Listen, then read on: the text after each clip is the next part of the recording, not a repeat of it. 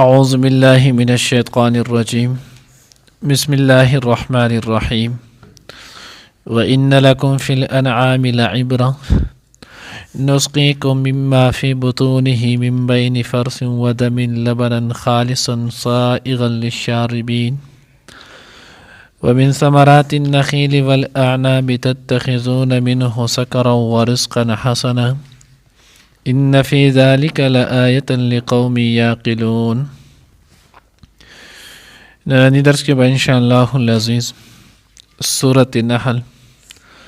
پارہ نمبر 14 رکو نمبر 9 آیات نمبر 66-67 دو آیاتونه چې نو هغه به ویلې کېږي. اوس دې ځای کې الله جل جلاله د خپل انعام او د انعام سره سره چې نو هغه د خپل قدرت ذکر کوي. الله جل جلاله فرمایي وَإِنَّ لَكُمْ فِي الْأَنْعَامِ لَعِبْرَةً ستاسو د پاره چې نو هغه په سارو کې چې نو هغه عبرت دی. انعام دا چې نو هغه ګډو بيزو ته ویل کېږي،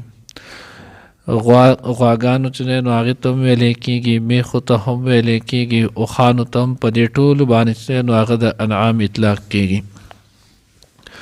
الله وایي دې کې ستاسو دپاره چې نو هغه عبرت دی. اوس دغه عبرت څنګه دی؟ نو الله وایي نسقیکم مونږ سکو په تاسو باندې مما فی بطونه هغه څه چې د دوی په خېټو کې دی من بین فرث و دم په منځ چې نو هغه د فرث غوښانو و دمن او د وینې کې لبنا خالصا پی چې نو هغه خالص سائغا للشاربین چې هغه مزیدار دی په اسانه تېرېدونکي دی للشاربین د څښونکو دپاره. اوس دې کې چې نو هغه عبرت نو هغه په دې طریقې دی دغه یو شانتي ګیا ده چې کله دغه ګیا غوا اخري نو د هغې په خېټه کې الله جل جلاله د هغې نه چې نو هغه خالص پی جوړ کړي، درې باندې تقسیم شي. او کله چې دی نو هغه دقه یو اخور باندې دغه یوې بوتاوې نه د دې نه چې دی نو هغه کله غوایه چې دی نو هغه اخري نو د هغې نه یو قطره پی چې دی نو هغه هم نه جوړېږي. اوس غوا او غوایه دا دواړه چې دی نو هغه په اعتبار د لرې سره چې دی نو هغه یو شانتي دي، جنس چې دی نو هغه یو دی، څرمنې اکثر تقریبا یو شانتي وي، ټول کیفیت چې دی نو هغه یو شان دی. خو الله رب العزت وی د یو ځای کې موږ د هغې تقسیم په درې باندې کړی دقیقه نو د هغې نه چې دی نو هغه دقه شانتي حصول شي او د بل ځای کې چې دی نو هغه نه شي. بیا دې ځای کې چې دی نو هغه یو تفسیر چې نو حضرت عبدالله ابن عباس رضی الله تعالی عنہ کړی، معارف القرآن هم نقل کړی، مدارک هم نقل کړی، تفسیر خازن چې نو د هغوی هم نقل کړی. نو هغه وی حضرت عبدالله ابن عباس رضی الله تعالی عنہ چې نو هغه فرمایي وایي کله چې نو هغه ساورې ګیا اخري نو دا ګیا چې څنګه د لرې ته ورسیږي نو د لرې د رسیدلو نه وروستو بیا دغه لرې دې له تپش ګرمایش چې نو هغه ورکي، نو چې څنګه هغه دې له ګرمایش نو هغه ورکي نو دې نه چې کومه فضله جوړېږي هغه لاندې دباو شي، لاندې پاتې شي، او بیا د دغې نه وروستو د پاسه چې نو هغه وینه راشي. بیا دغه وینه چې نو هغه ولېږي چېرته؟ دا ولېږي چې نو هغه جګر ته، نو چې کله جګر ته ولېږي نو جګر بیا په دغه وینه باندې چې نو هغه کار شروع کړي. نو چې کله دغه وینې باندې کار شروع کړي نو یو طرف ته د هغې نه وینه چې نو هغه جوړه شي او هغه وینه چې نو هغه بیا جګر تمام اعصابو ته چې نو هغه د مختلف رګونو په ذریعه باندې چې نو هغه ورسوي. دویم طرف ته چې نو هغه د دغې نه پی الله رب العزت چې نو هغه جوړ کړي. دغه پی چې نو هغه جګر د هغه ځای نه ډایرکټ چې نو هغه غولانځي ته چې نو هغه ولېږي او بیا غولانځي کې په هغې باندې نور کار چې نو هغه شي بالکل خالص تک سپین پی چې نو هغې نه راوځي چې نه په هغې کې د بل شیز د وینې وغیره چې نو هغه رنګت وي او نه په دغه کې چې نو هغه د بل شي خوند چې دی نو هغه خوند او ذایقه چې دی نو هغه نه. نو دې طریقې باندې الله وی وستو وګوره هغه الله چې په دغه یو ځای کې دننه د یوې ګیان چې دی نو هغه درې شیزونه جوړ کړل. فضله غوشان میشازي د دې هم جوړ کول د هغې جدا طرف ته ولېږل. وینې چې دی نو هغې جوړه کوله د هغه د سوري دپاره چې دی نو د هغې ضرورت و هغې جدا طرف ته ولېږله. او بیا د دغې منځ کې خالص پی چې دی نو هغې جوړ کول او دغه پی بیا هم په خیر کثیر باندې مشتمل کړل. اوس په هغې پیو کې چې نو هغه څومره شیز دی او بیا دغه پی الله رب العزت وایي داسې دي چې سائغا للشاربین، دا په آسان چې دی نو هغه تېرېدونکی دی د څکونکو او دا دومره بهترین شیز دی چې حدیث مبارکه کې راځي وایي کله تاسو چې دی نو هغه څه شی وخورئ. کتاب الاتمه چې دی نو هغې امام ترمذي رحمت الله علیه دا کتاب الدعوات کې چې نو هغې هم ذکر کړی نو پای کې دعا ده او کتاب الاتمه کې غالبا چې نو هغه روایت شته نو پای کې چې نو ذکر کړی وایي تاسو چې کله څه شیز وخورئ، ډوډۍ وخورئ، وریجې وخورئ، هر یو شی چې نو هغه د خوراک وخورئ نو تاسو وایئ چې اللهم بارک لنا فیه واطعم خیرا منهم. یا الله چې نو موږ ته په دې شته کې چې نو هغه برکات ولګي او د دې نه موږ ته چې نو هغه ښکلی او بهترین چې نو هغه شیز راکړي. خو کله چې تاسو پی وڅکئ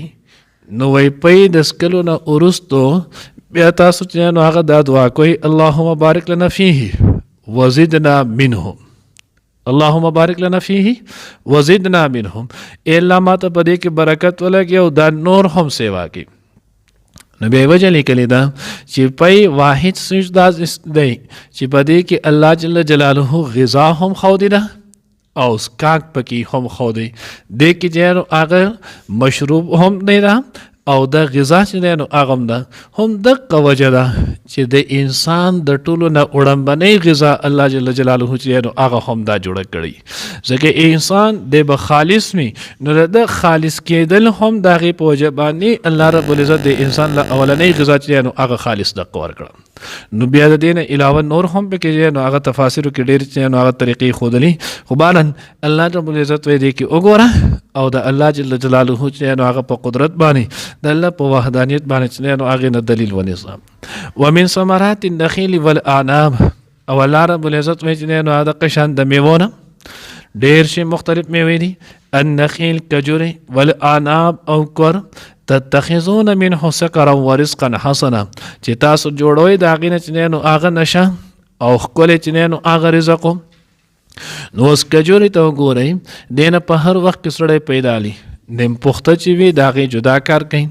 کله چې بیا چې نو هغه دې نه خرمه جوړه شي نو بیا دې نه جدا کار کېږي. بیا خلک هسې غذا دپاره چې نو هغه هم خوري، دې نه چې نو هغه 3 دانې څوک وخوري د یو ټایم د غذا چې نو هغه هم کار ورکوي. چینی چې نو هغه هم د دې نه جوړېږي. نور پکې هم چې نو هغه ډېر شي دي، مشروبات چې نو هغه هم د دې نه جوړېږي. نو دې کې ډېر شي دي. بیا چې کله تمر شي وچه شي چواره چې نو هغه دې جوړ شي بیا د هغه وخت کې د دې جدا فایدې چې نو هغه وي. والاعناب او د قشان د کور شیره چې نو هغه وي، مشروب شربت چې نو هغه دیم جوړېږي. چې کله بیا وچ شي نو بیا د هغې نه وسکې جوړ شي بیا د هغې دنیا شي چې نو هغه فایدې. نو الله وایي په دې کې تتخذون چې جوړوئ تاسو منه د هغې نه سکرا نشه ورزقا حسنا او روزي چې نو هغه ښکلي. اوس دې ځای کې بیا چې نو هغه یو سوال ذکر کړی دی چې شراب چې نو هغه نشه د دې نه جوړېږي. نو دا ځای خو مقام چې نو هغه د انعام دی، الله په طور د انعام ذکر کوي او شراب چې نو هغه نشور شیز خو هغه حرام دی. نو بیا حضرات جواب ورکوي وایي چې نو هغه نشه اور شیز خو حرام دی، په دې کې شک نشته. خو دا صورت موږ په شروع کې ویلو دا صورت چې نو هغه مکی صورت دی او د شراب حرمت چې نو هغه په مدینه منوره کې راغلو. نو په هغه وخت کې لا د شراب چې نو هغه اجازت و. خو بیا هم قرآن کې الله جل جلاله په یو باریک طریقې سره چې نو هغه اشاره کړې ده. الله وی تاسو د دې نه د دواړه ما خو دل دا نعمت درکړی اوس تاسو په دواړه طریقو چې نو هغه استعمالوي نشه دې هم جوړوي او د نشې د سره سره چې نو هغه تاسو د دینه خپل رزق